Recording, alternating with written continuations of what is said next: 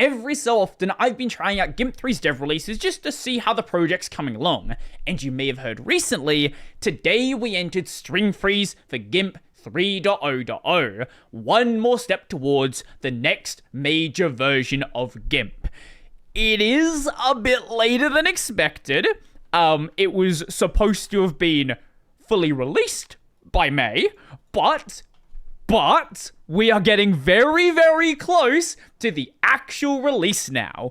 So with that being said, it is as good a time as any to do a video on the state of GIMP 3. Now, I'm not here to pretend that GIMP is a perfect replacement for Photoshop, or it does everything that Krita does, or anything else like that.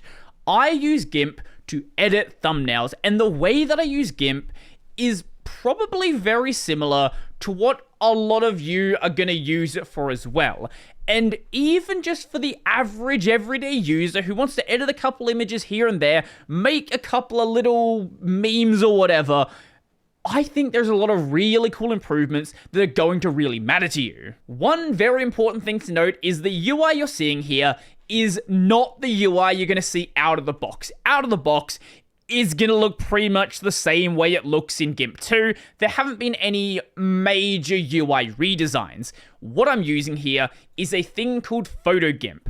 Whilst it hasn't had a new release in quite a while, it does still pretty much just work with GIMP 3. I don't care about most of what it does. The only thing I care about is the UI changes, which makes it more Photoshop-esque. Not perfectly like Photoshop, but a lot more comfortable to use. Okay, I know a lot of people meme on GIMP for the lack of a shape tool, and it still does not have a shape tool. That's going to come in 3.2, so like 20 years from now. But one thing that I really, really wanted that was a lot more important than a goddamn shape tool was a way to interact with multiple layers, because what you would previously do is you would have to make a group, and groups function, right? Like, you can go and do this, and yeah, you can like move the group around together. Yeah, fine.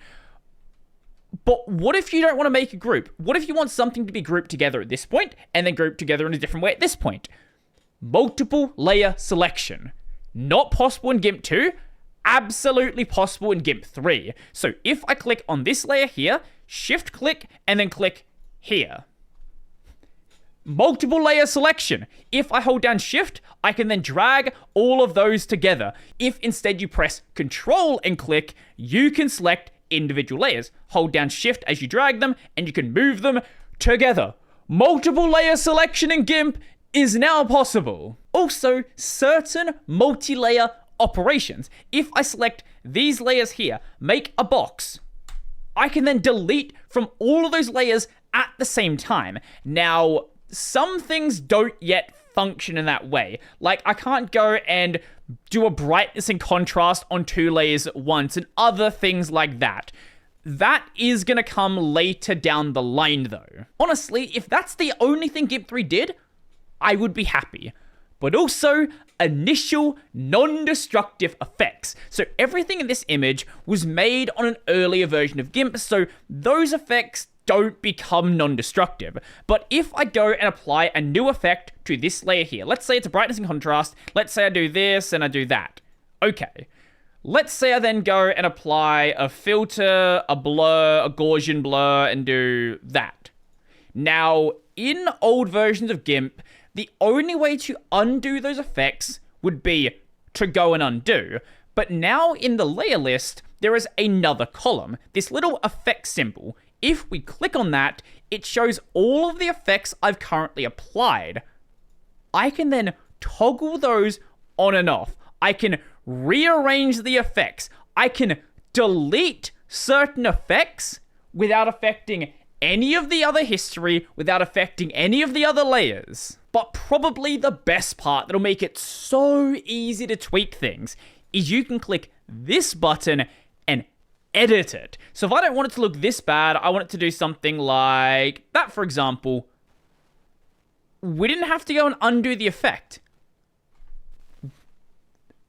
Non-destructive. And it also applies to third-party effects as well. Let's go do a Geggle operation and select Geggle effects.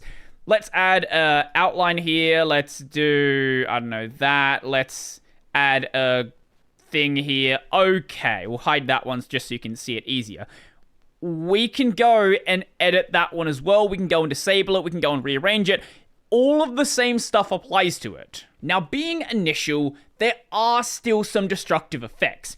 For example, rotation is a destructive effect. This is not going to be in the list. And the same thing is true for all of the other transforms.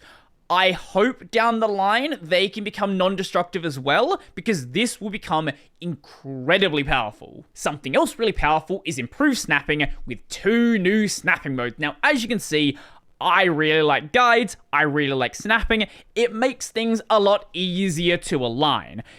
This one is going to make it easier to demonstrate though. So if we go to view, here we have snap to bounding boxes and snap to equidistance. Let's do bounding boxes first. So you've probably used something like Word or PowerPoint where as you move things around, it's going to indicate when you're in the center of an object, when an edge of that object is aligned with the center, when you're in the center of the page, or other things like that. Basically, it makes it a lot easier to align objects against certain parts of the object. As an example, let's say you want to have a bunch of icons in a line together. You can then line up the centers of the objects, or line up the tops of the objects, or the bottom of the objects, or any of these other alignments that you want to do. But you also might want to have the objects equally distanced apart, and that is what equidistance is. So we have 3 objects here. Let's put this one right there, and then if we drag this one out, it's going to tell us how far apart the objects are, and snap to the point where they're equally distanced. If I move this one over here, now we have to move it a bit closer, and it does the exact same thing. And obviously, the same thing is going to work if you have more than 3 objects as well. So let's drag this one a little bit closer, and there we go. If you made use of guides and a little bit of math and watching how far apart things were, you could manually do this already. Having it be automatic, though, just makes things so much easier to do. This is a little thing, but it is really going to make a difference. Much less reliance on floating selections. Now, you might not know what I'm talking about here. Let's try it in GIMP 2. This time when I paste an image, it doesn't get pasted as a normal layer. Instead, it's this weird floating selection thing.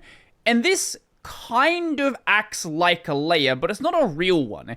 Instead, you need to convert it into an actual layer, and now you can use it. There were some technical back-end reasons why it was like that, but for the average user, it just seemed weird. It seemed like this pointless middle step that just confused people. I know the first time that I used GIMP, I thought it was broken. I did not understand why this was not acting like a regular layer, and why I had to convert it into a layer. Like, why didn't it just do that for me? There are still some areas to make use of floating selections, but you're going to see them a lot less often, and going forward, it should be even less often than that. Now, floating selections are not being removed. If you want to use them, they're still going to be accessible, but they're not going to be a requirement, which is nice because besides the additional clicks, they're also quite slow, and it, again, just felt kinda bad. If you've used GIMP for more than 30 seconds, you've probably realized there is a lot of things you can do, and a lot of these submenus have submenus, so it's easy to get lost if you don't know exactly where things are.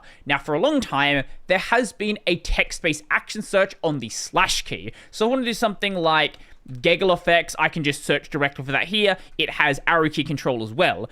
One thing added a couple of dev releases ago is it now shows you where in the menu this is actually located. So if you want to use this as like a reference guide, that can be done as well. It can also be used to show you the hotkeys for things. So in this case, it says Shift B. Now, if you extensively use GIMP, you might have noticed my header looks a little bit different. I'm maximized right now, but I can still see the close, maximize, and minimize buttons. Don't worry, you don't have to have this. If we go to edit, go to preferences, and go down to image windows, there is now an option, merge menu and title bar. So what this is going to do is use client-side decorations.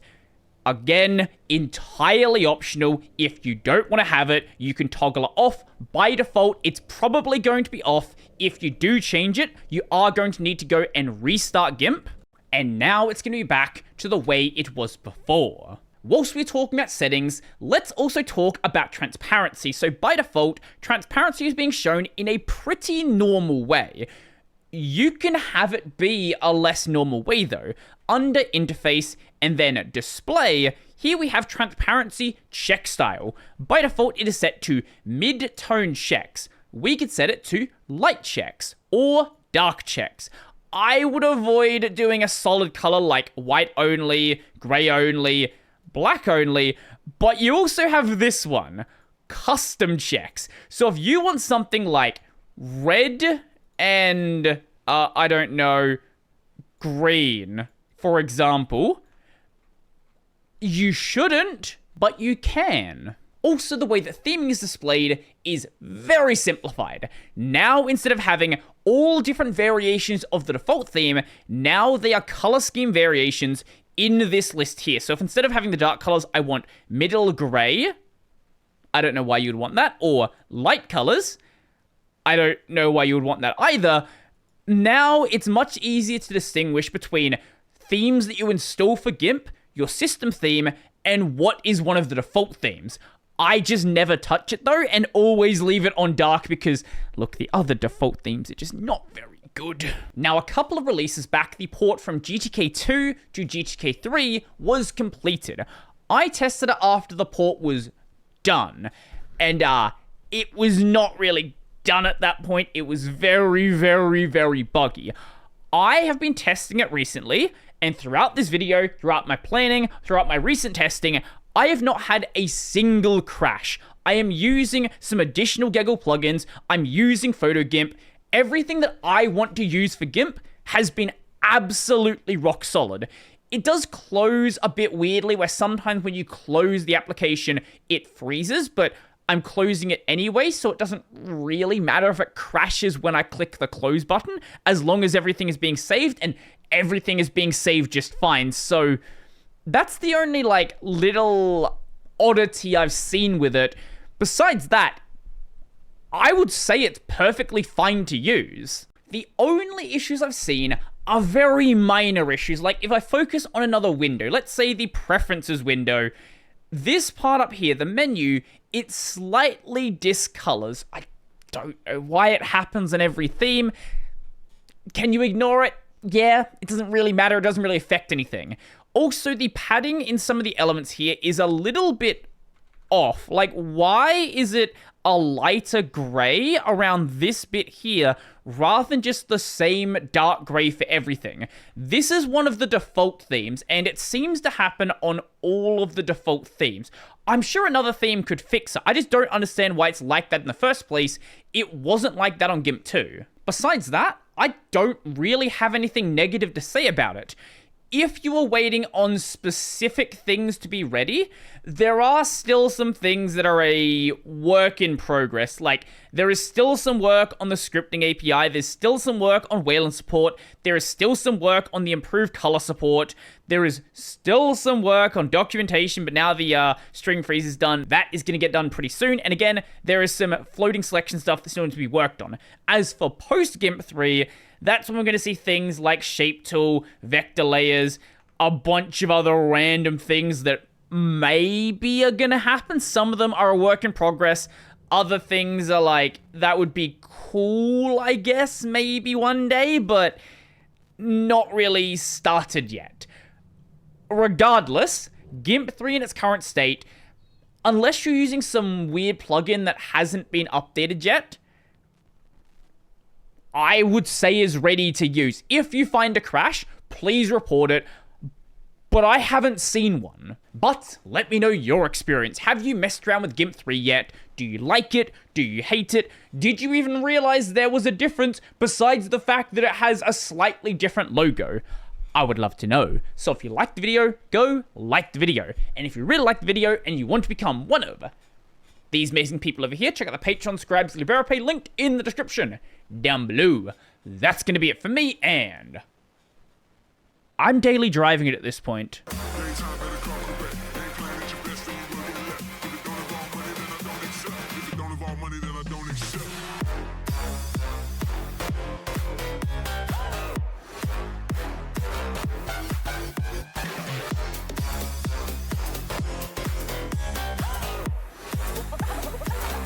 Something like this.